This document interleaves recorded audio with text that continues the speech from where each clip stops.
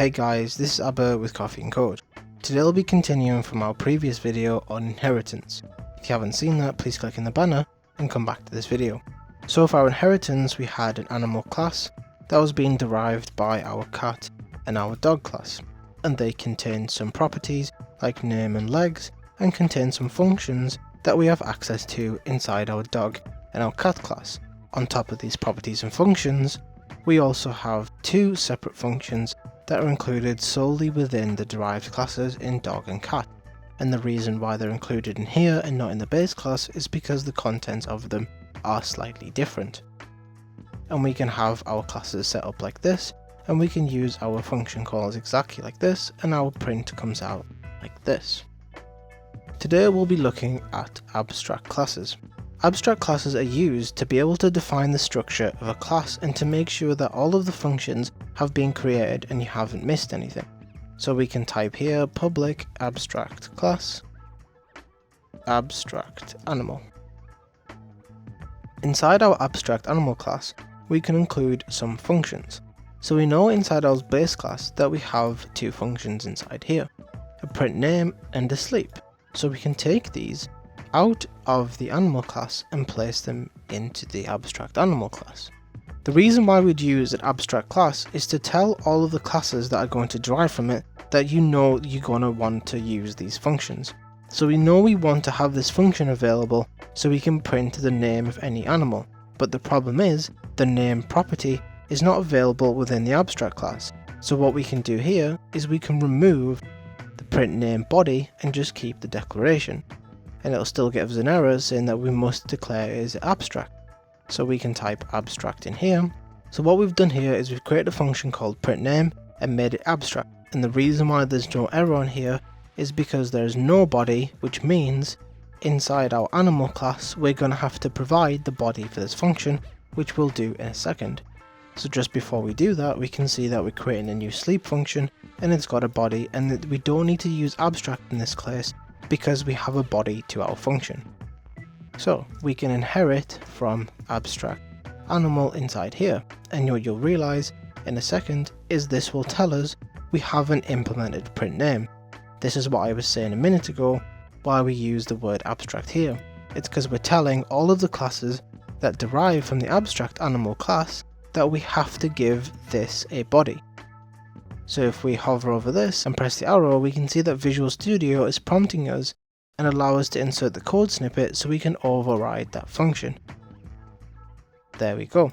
So now we can bring our function back and we can print the name.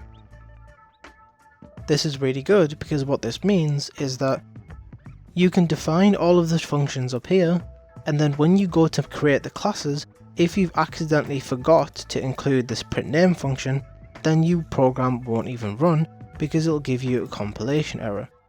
So abstract classes are used to make sure that all of the functions that you specify up here gets used in your code. And now if we just run this again, you'll see that there's actually no difference. What we're doing here is kind of a better structure. So if we minimize all of these functions, we could see that we have an abstract animal class. The animal will derive from it to make sure that we have the correct structure, and it will also provide us an implementation for the sleep function.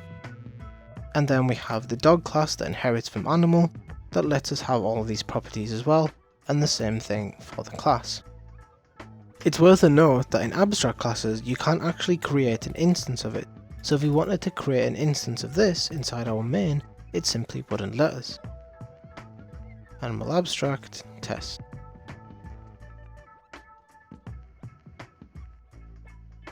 It doesn't let us because we can't create an instance. It just says that we can't create an instance of the abstract or an interface, because the abstract classes are used to define structure in your program instead of to provide functionality. Abstract classes are used to provide some functionality in some functions that are fixed, like this one, but they're not meant to provide you properties, so you shouldn't ever make an instance of it because it will always ever be derived to a superclass. So what this means is inside our abstract animal class, we can define all of the functions that we need inside here, and then our animal class will simply use it.